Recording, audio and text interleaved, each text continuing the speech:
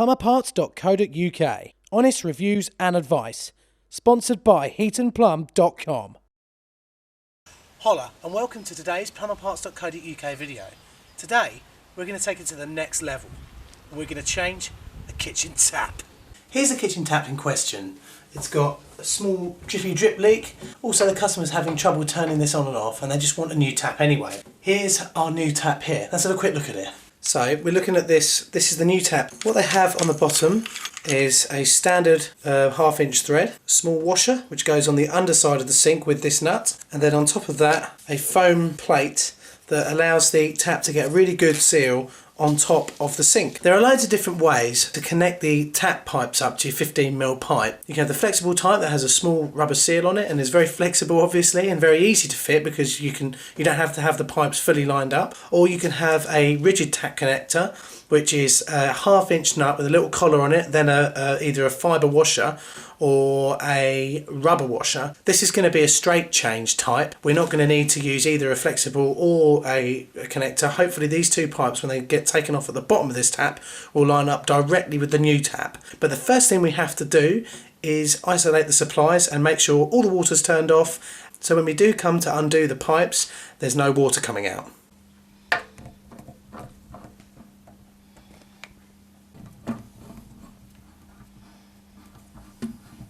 Good. Now remove everything from under the sink so we can see the pipe connections at the bottom of the kitchen tap and access them easily. So this is what we see underneath. We have our 1/2 inch or 15mm nut here that holds on the pipe supplies. There's two there, and also the nuts up the top. But let's have a look at the different types of tools there are to remove these nuts first. Number one, this is one of the very common tools you'll use to release a nut on a tap. I call it the claw because of its claw-like capability. This flips back and is also switch over, and so you can tighten it up and also loosen it off. Very handy when working under a sink. That will come up underneath like that and go around. That's the loosening off one there. If you flip it over the other way, you get the tightening up there, and that's how that works. Next we have a tube spanner with two different sizes.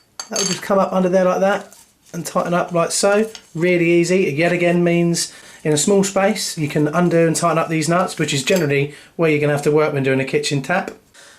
And last but not least, we have a very similar type of tap. This one goes up underneath onto the nut like so and spins round. So say we have our tap just sitting here like that. This will come up from underneath and go on that nut like that, and that can loosen it and tighten it up. Of course, as I've said, if you're lucky you can just use a spanner. So first we loosen that off, that comes away. Generally, as soon as it becomes loosened to the point you can use your hands, get in there and use your hands. That's fine. Then we'll try and get this nut off here.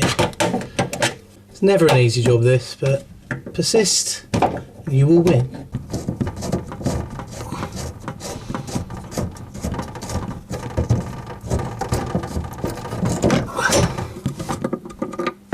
Right, now we do the next one, which is going to be a little bit more difficult. We might need our tools on this.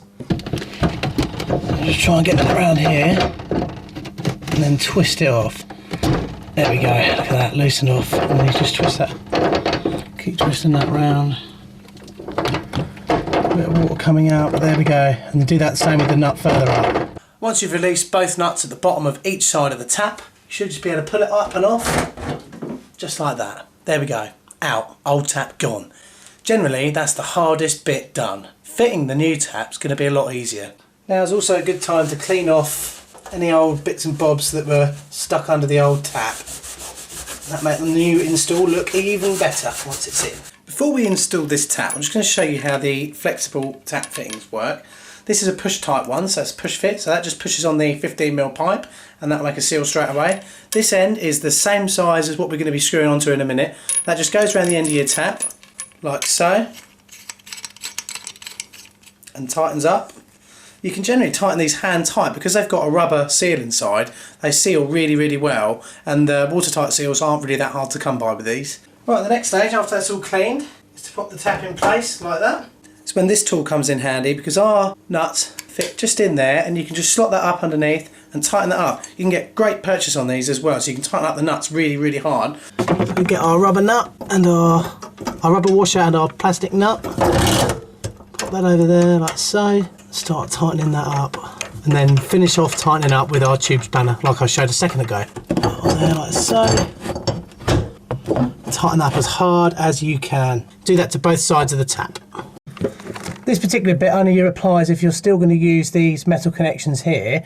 If you are, I often recommend taking off the old fibre washer and either putting a nice little rubber O-ring on there, or if you have to leave the fibre washer on, definitely try and get a bit of PTFE on there before you tighten that up, and that'll really aid you in getting a watertight seal. Basically, we now go back in reverse, tighten all these back up, all your water connections.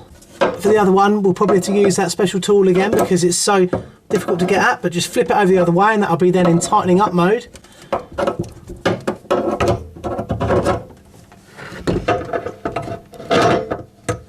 we go. Once you've gone through the agonising hell of tightening both of those up, you can then turn the water back on, test for leaks, and with any luck you should be done. Right, the water's all back on, so let's test for operation. You should get a bit of air in here to the hot side. And a bit of air coming out. Just the cold. Beautiful. Right, so there we are. The old tap's been removed, the new one's been put on.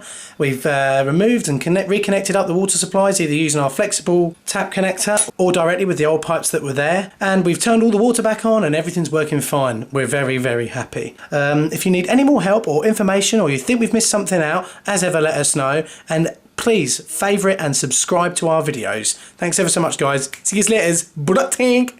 Plumberparts.co.uk. Honest reviews and advice. Sponsored by heatandplumb.com.